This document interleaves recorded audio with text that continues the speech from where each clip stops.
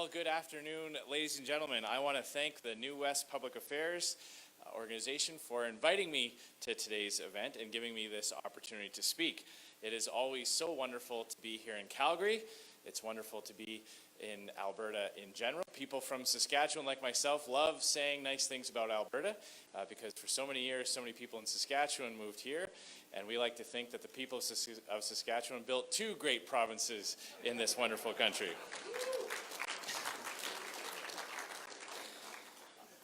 I want to tell you that I believe that Canada deserves to have a Prime Minister that is proud of Canada's energy sector, that will stand up for its workers around the world. And I love how even now in Calgary, with all the challenges that this city and this province is facing, there is still that great sense of optimism. Its determination and its relentless work ethic is contagious. Even now, when our energy sector is facing a crisis largely of Canada's own government's making, Calgary is always looking ahead and planning for brighter days, which is why we're all here today. Now, I understand that there's always hope and optimism for the future, but I also fully appreciate the level of concern and anxiety that this sector and the people in the city are facing. That's what today's conference is all about, to talk about how this industry, so critical to the health and success of our national economy, can emerge from this crisis stronger and more prosperous than ever. Before I get into what I want to talk to you about here today, I will start with a couple of recent examples that show the magnitude of Canada's missed opportunity when it comes to energy. Now, I just recently arrived back in Canada from India. By 2020, India will overtake China as the largest growth market for energy demand in the world, while at the same time meeting just 30% of its energy needs through domestic production. Now, clearly, this is an opportunity for Canada, one that makes both economic and cultural sense for both countries. Instead of importing crude oil from regimes like Saudi Arabia, Iraq, and Iran, with terrible records on human rights, India could instead buy their energy and their oil from a partner and a friend in Canada. And I discussed exactly this with Prime Minister Modi at our meeting in New Delhi. And I told him that Canada should already be supplying his country with a stable and reliable supply of cleaner and more responsible oil. It is Canada's moral and economic obligation to be the provider of choice for the world's growing demand of energy. But as everyone in this room knows, that requires the capacity to get our resources to market. That requires new pipelines. And we have a government that is doing everything it can to make sure we will never build another one. There has been a lot of talk about Saudi Arabia in the last few days and how Canada should respond to the kingdom's horrific actions against its own people. And one idea that's gotten a lot of attention is the idea of canceling Canada's arms deal with Saudi Arabia. And it is absolutely important to consider what we sell the Saudis. But it's even more important to consider what we buy from them. Over the last 10 years, Canada has sent over $20 billion to the Kingdom of Saudi Arabia through oil imports. That's $20 billion that Canadian energy producers won't see, and $20 billion more that the Saudis can put to their use. Ladies and gentlemen, our domestic industry has so much potential. The potential to drive jobs and prosperity for millions of Canadians at home, of course, but also the potential to be an instrument of peace and freedom and security around the world. Now is the time for more Canadian energy around the world, not less of it. Now is precisely the time to talk about what we can do for the world. The world needs this industry to survive and to succeed, so developing countries like India can purchase oil from a country that uses energy revenues to fund healthcare and education, not terrorism and tyranny.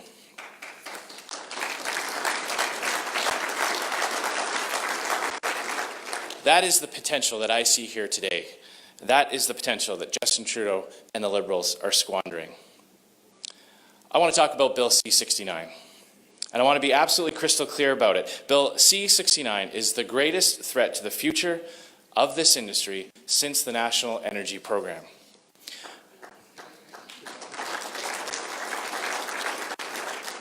Justin Trudeau has told Canadians and the world more than once that he wants to phase out your industry. When Justin Trudeau says to a group of Canadians that he wants to phase out the energy sector, when he goes to Europe and tells international conferences that he's frustrated that he won't be able to destroy Canada's energy sector in the short term, that it might take some time to do it, he's telling you the truth. He actually believes that. His actions speak louder than the words that he says when he comes to Calgary during election times.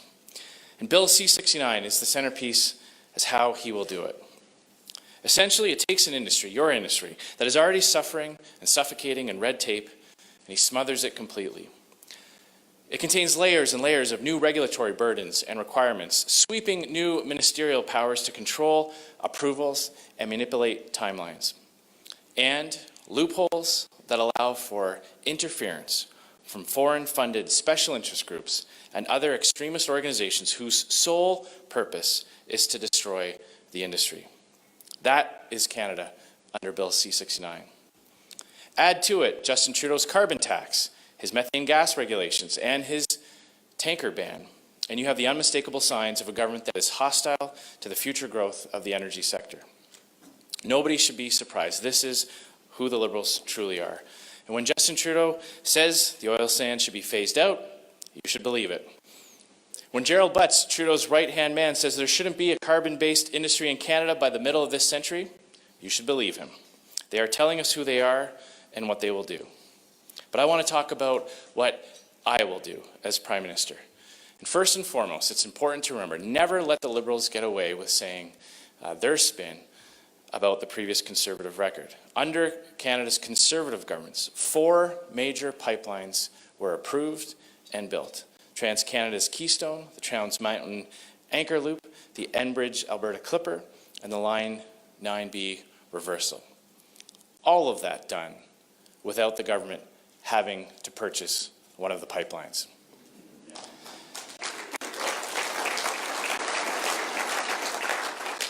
Justin Trudeau has bought a pipeline with no plan to actually build it. Conservatives will build pipelines without having to buy them.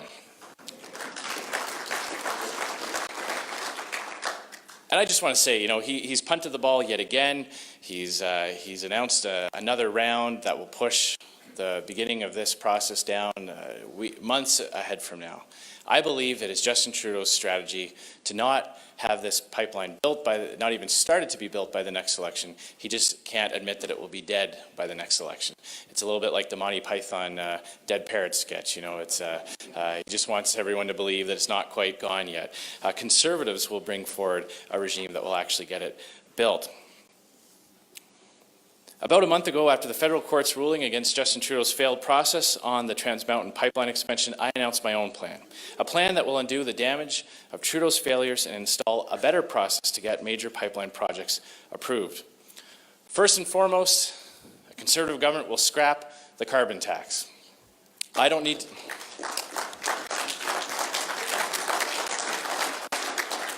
to tell you the devastating effects that a carbon tax will have on this industry.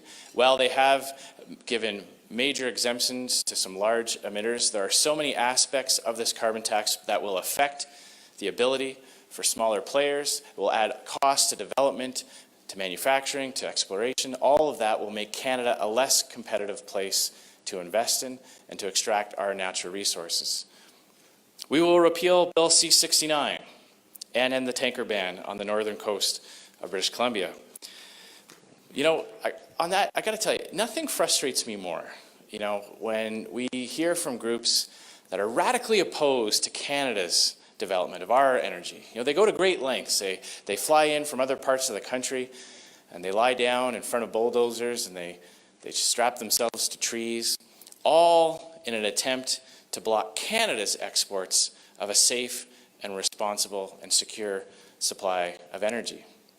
And yet I don't see them lining up and down the St. Lawrence, trying to block tanker after tanker of foreign oil coming into our markets from countries with terrible human rights records without anywhere near the same level of environmental standards that we have in this country. And it's time that we had a government that didn't amplify those voices, but instead fought on behalf of the hardworking men and women in Canada's industry as we export our safe and responsible energy around the world.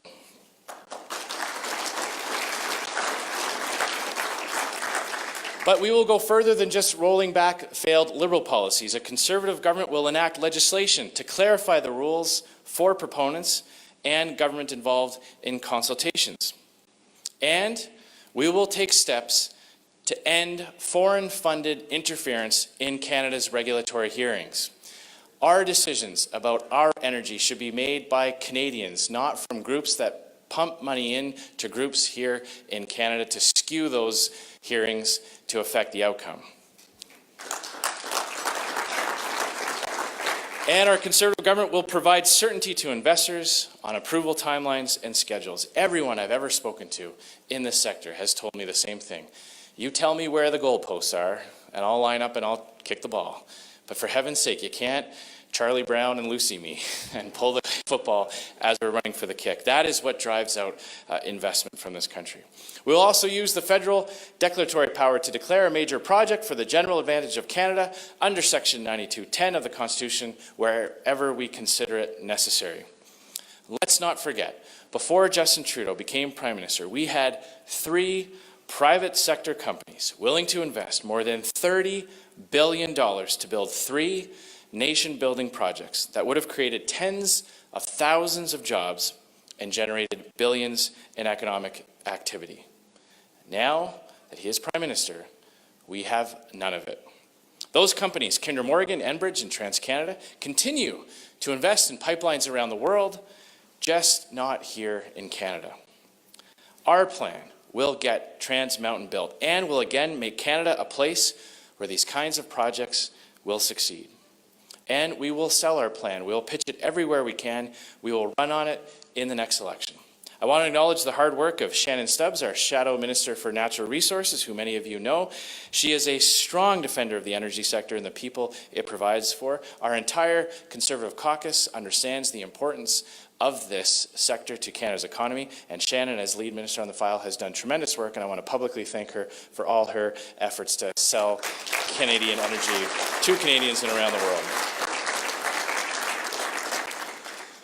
We know how absolutely critical it is for every single Canadian that oil and gas succeed and thrive well into the future. But we need your help to do it. I want to ask you a question. What more can we do together to fight for this industry, to make sure that it has a future? Because the truth is there are real limits to what we can do. Opposition party opposes government isn't exactly the most gripping headline. So often our criticisms fall on deaf ears in the media. And I will keep doing what I'm doing today, traveling the country and talking about my ideas to support growth in the sector. But there's only so much that a political party can do. Now I know this is by far the most regulated industry in the country. All 3 levels of government have a say in how you conduct your business, and all 3 could enact policies that can cause you serious damage.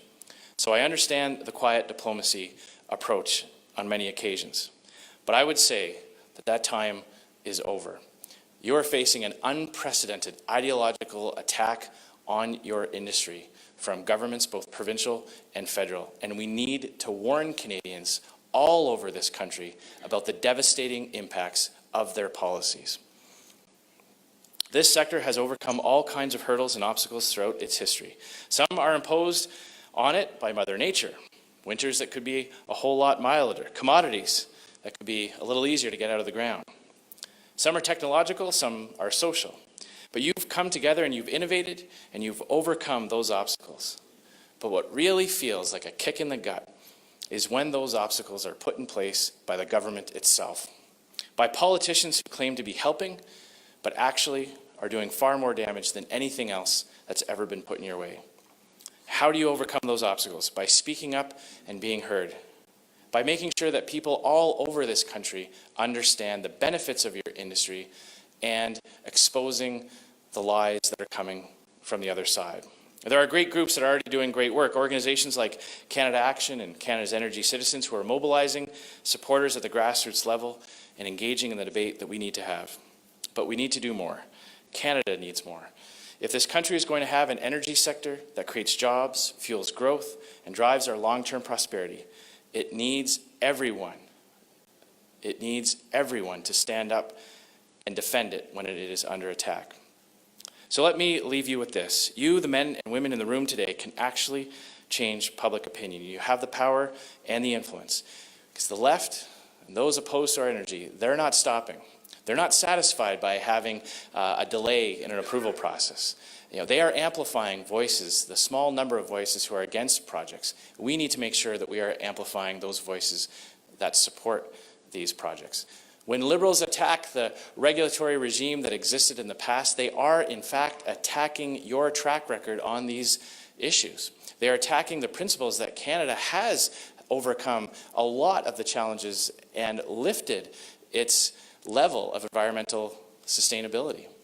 We have to recognize that. And when we see bills like C-68 and C-69 that put back that duplication and those regulatory burdens, they are doing that because they've created a myth in the minds of many Canadians that somehow there were problems with things like whether or not the ditch water is considered a navigable water. And I'm not kidding. I mean, I've got a rural component to my riding, and the Saskatchewan Association of Rural Municipalities would always come and tell me about the process they had to go through with Transport Canada for replacing a culvert. So we know that practical reality. But when the Liberals attacked it, they created an impression in the rest of Canada that was not based in reality. So we need to make sure that we're always pushing back and doing more. And my commitment to you, as leader of the opposition, is I will continue to tell that story, defend this industry, and be a champion for Canada's energy sector. And as Prime Minister, fix the mess that Justin Trudeau has created so that we can get our safe and secure, responsible energy around the world and get a fair price for our commodities. Thank you very much. Merci beaucoup.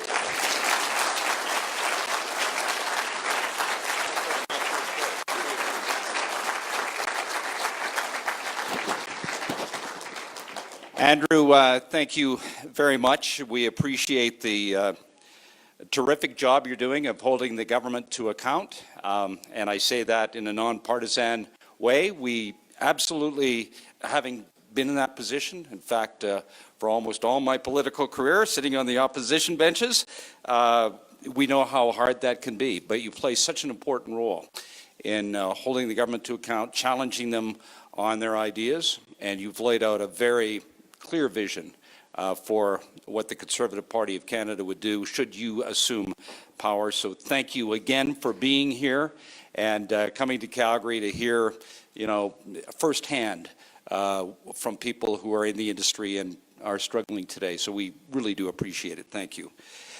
Ladies and gentlemen, we're going to get our next panel ready now, and we're going to have people come up here and assume their positions in the chair. So we're going to take. So that was Andrew Scheer, the leader of the Federal Conservatives, talking to this group of oil patch leaders and other decision makers here in downtown Calgary as part of the energy relaunch conference that's happening throughout the day. Earlier on today, we had coverage with Jason Kenney from the leader of the UCP, and also Darren Billis, cabinet minister with the Alberta government. And we're still going to have Saskatchewan Premier Scott Moe. He's going to be talking at about 4 o'clock. So we're going to have that speech for you later on today. So until then, keep commenting on this video, and we'll see you back here around 4 o'clock.